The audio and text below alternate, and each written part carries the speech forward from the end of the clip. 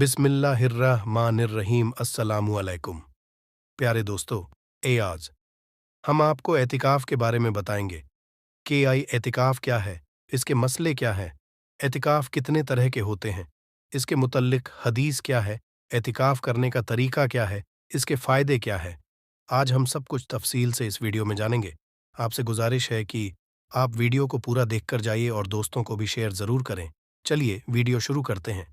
अल्लाह ताला ने मुसलमानों को बहुत से इबादत के तरीके बताए हैं, जिसमें कुछ फ़र्ज़ है तो कुछ वाजिब, और उनमें कुछ तरीके बेहद ख़ास और कुछ उम्दा शान रखते हैं, जिसमें से एक है एतिकाफ़। एतिकाफ़ रमज़ान की तमाम इबादतों में एक बेहद ख़ास इबादत है। एतिकाफ़ करने वाले को बहुत से सवाब देने का वादा किया गया है, और एतिकाफ़ सबसे ज़्यादा ख़ास इसलिए भी है कि ये एक ऐसी सुन्नत है जिसे हमारे आका हज़रत मोहम्मद मुस्तफ़ा सल्लल्लाहु अलैहि वसल्लम ने आखिर तक किया है। एतिकाफ़ तीन तरह के होते हैं: वाजिब एतिकाफ़, सुन्नत मुअक्किदाह एतिकाफ़ और मुस्तहब एतिकाफ़, वाजिब एतिकाफ़। इस किस्म में एतिकाफ़ में अगर किसी ने कोई मन्नत मांग ली कि अगर मेरा वो काम अल्लाह के करम से पूरा हो जाएगा तो मैं अल्लाह की रज़ा के लिए 3 दिन, 5 दिन या 7 दिन का एतिकाफ़ करूँगा, और अगर उस बंदे का वो काम पूरा हो गया तो उस पे उसकी मन्नत के मुताबिक एतिकाफ़ करना वाजिब होता है। सुन्नत मुअक्किदा एतिकाफ़ रमज़ानुल मुबारक के महीने के आखिरी अशरे यानी 20 रमज़ान से लेकर ईद का चाँद देखने तक एतिकाफ़ करना सुन्नत मुअक्किदा है। मुस्तहब एतिकाफ़ इस किस्म के एतिकाफ़ के लिए वक्त या मन्नत जैसी चीज़ों की कोई शर्त नहीं, आप साल में कभी कभी एतिकाफ़ कर सकते हैं। एतिकाफ़ के ताल्लुक से आका सल्लल्लाहु अलैहि वसल्लम की कई अहदीस भी मौजूद है। हज़रत हुसैन रज़ी अल्लाहु अन्हु अपने वालिद हज़रत अली रज़ी अल्लाहु अन्हु से रिवायत करते हैं कि नाबिये अकरम सल्लल्लाहु अलैहि वसल्लम ने इरशाद फरमाया, तुम में से जो शख्स रमज़ानुल मुबारक के महीने में 10 दिन का एतिकाफ़ करे उसे 2 उम्रे और 2 हज के बराबर सवाब मिलेगा। एक और हदीस है सहाबी हज़रत इब्ने अब्बास रज़ी अल्लाहु अन्हु से रिवायत है कि हुज़ूर मोहम्मद मुस्तफ़ा सल्लल्लाहु अलैहि वसल्लम ने इरशाद फरमाया कि एतिकाफ़ करने वाला वो तमाम गुनाह करने से महफूज रहता है और उसे इस तरह सवाब मिलता है जैसे वो तमाम नेकियां कर रहा हो। एतिकाफ़ की शर्तें। एतिकाफ़ करने के लिए कुछ शर्तें बताई गई हैं, जिसमें सबसे तो ये ज़रूरी है एतिकाफ़ करने वाला शख्स मुसलमान हो, आकिल हो, बालिग़ हो। किसी काफिर और पागल इंसान का एतिकाफ़ दुरुस्त नहीं। कोई नाबालिग बच्चा अगर एतिकाफ़ करना चाहे तो वो जिस तरह नमाज अदा करता है उसी तरह एतिकाफ़ भी कर सकता है। एतिकाफ़ करने का तरीका।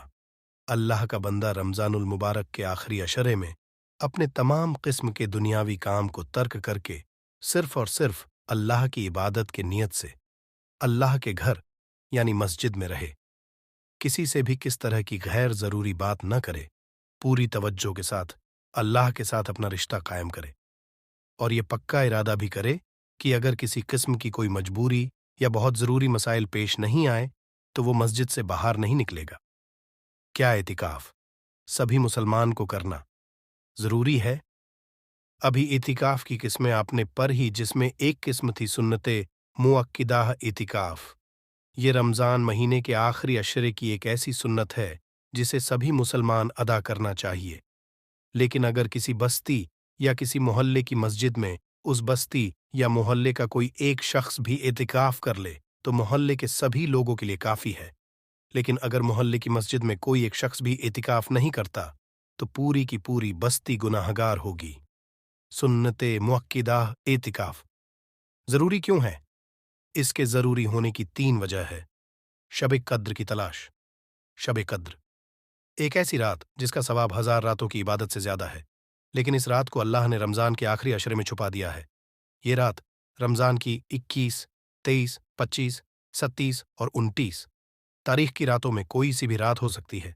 इस तरह इतिकाफ़ करने वाला शख्स इस रात की तलाश में पूरे 10 दिन मस्जिद में ही रहता है, जिससे उसे इस रात की अजीम फजीलत हासिल हो जाए। जमात का इंतज़ार होता है। इतिकाफ़ करने वाले को एक नमाज के बाद दूसरी नमाज का इंतज़ार होता है, और नमाज का इंतज़ार करना बदरी फजीलत रखता है। ऐसे में एतिकाफ़ करने वाले को इसका भी फ़ायदा हासिल होता है। अल्लाह के हुजूर पर डटे रहना। एतिकाफ करने की तीसरी वजह, जो बहुत खास है। एतिकाफ करने वाला इंसान खुद को अल्लाह के सामने इस तरह डाल देता है जैसे कोई मिस्कीन बेसहारा इंसान बादशाह के दरवाजे पर एतिकाफ करने वाला ये जाहिर कर रहा होता है कि ए अल्लाह, अब मैं तो तेरे दर पे ही पड़ा हूं, अब तू चाहे तो या मुझे अपने दर से निकाल दे या तू चाहे तो मुझे बख्श दे। एतिकाफ का फ़ायदा, जब कोई इंसान अल्लाह की रज़ा के लिए एतिकाफ करता है तो उसका हर पल अल्लाह की इबादतों में शुमार किया जाता है।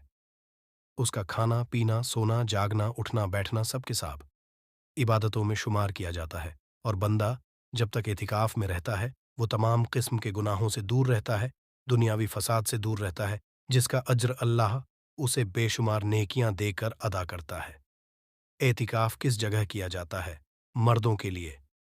मर्द अगर एतिकाफ करना चाहे तो उसका एतिकाफ सिर्फ मस्जिद में हो सकता है, और मस्जिद में सबसे अफजल एतिकाफ मक्का मुकर्रमा के मस्जिद हराम में है, इसके बाद मस्जिद नबवी, और इसके बाद मस्जिद अल अक्सा में, और इसके बाद किसी भी जामा मस्जिद में या अपने मोहल्ले की मस्जिद में वो एतिकाफ कर सकता है जिसमें वो 5 वक्त की नमाज अदा करता है।